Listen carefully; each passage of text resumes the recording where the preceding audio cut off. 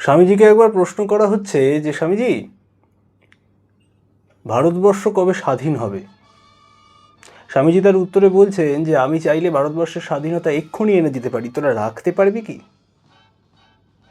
আরেক জায়গায় স্বামীজি বলছেন তোদের দেশের এই অবস্থা কেন জানিস? কারণ শক্তির অবমাননা এখানে সব থেকে বেশি। আমরা ঘটা করে দুর্গাপুজো, কালী পুজো, লক্ষ্মী পুজো, সরস্বতী পুজো ইত্যাদি করছি, কিন্তু ঘরের দুর্গা, লক্ষ্মী, কালী, সরস্বতীদের আমরা সম্মান করতে জানি না। আমরা এমন একটা রাজ্যে বসবাস করি যেখানে রেপ, মলেস্টেশন এগুলো নিত্য নৈমিত্তিক ঘটনা।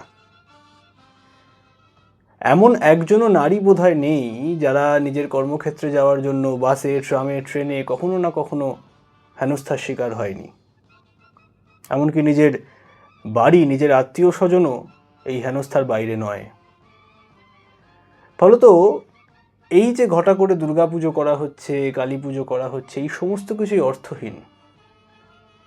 স্বামীজি বলছেন যে নারীদের মধ্যে যে স্বয়ং আদ্যাশক্তি মহামায়া আছে, তোরা কি মনে করিস তাতে এক মুহূর্তের জন্য ছলনা করা যায়?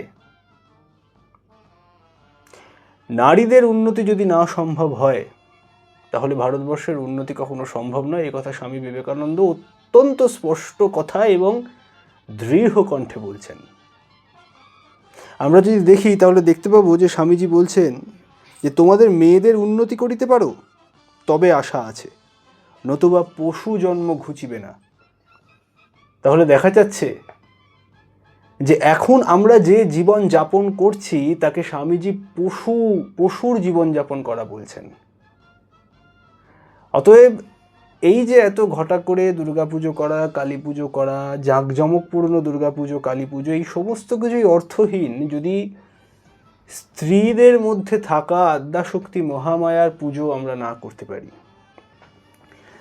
আমরা চিরাচরিত কাল ধরে দেখছি যে আমরা পুরুষরা, আমাদের মধ্যে একটা অদ্ভুত মেল শভিনিজম কাজ করে। মায়েদেরকে রান্নাঘরে ঠেলে ঢুকিয়ে রাখতে পারলেই যেন আমাদের আনন্দ। তারা চাকরি করবে না, তারা বাইরে যাবে না, তারা নিজের পায়ে দাঁড়াবে না। যদিও এখন বিষয়টা খানিকটা কেটেছে, কিন্তু সেটা অন্তর থেকে কাটেনি। আমরা একটা আধুনিকতার মোড়কে নিজেদেরকে আবৃত করে রাখার চেষ্টা করছি মাত্র। এখনও যদি মায়েদেরকে বাইরে বেরোতে হয় তাহলে তাদের স্বামীদের পরামর্শ নিতে হয়, তাদের পারমিশন নিতে হয়, এবং রান্নাঘরটাকেই তারা তাদের জীবনের একমাত্র ব্যাটলফিল্ড বানিয়ে রেখেছেন। আমরা যারা পুরুষরা বাইরে কাজ করি তারা প্রত্যেকেই সপ্তাহে একদিন কিন্তু ছুটি পাই, কিন্তু মায়েদের কোনো ছুটি নেই। তারা বছরের পর বছর ধরে ওই একই কাজ করে চলেছেন। আমরা কখনো জানতে চাই না যে তারা কি চান, আমরা কখনো জানতে চাই না যে তারা কি করতে চেয়েছেন, আমরা কখনো জানতে চাই না যে তাদের স্বপ্ন কি।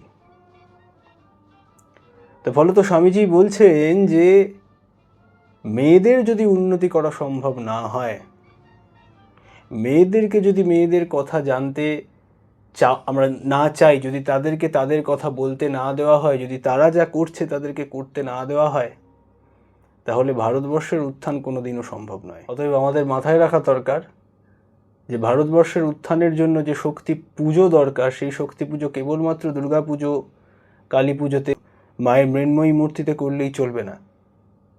করতে হবে আমাদের প্রত্যেকের বাড়িতে, প্রত্যেকটি মাকে। সকলে ভালো থাকবেন, দেখা হবে পরের ভিডিওয়। জয় হিন্দ।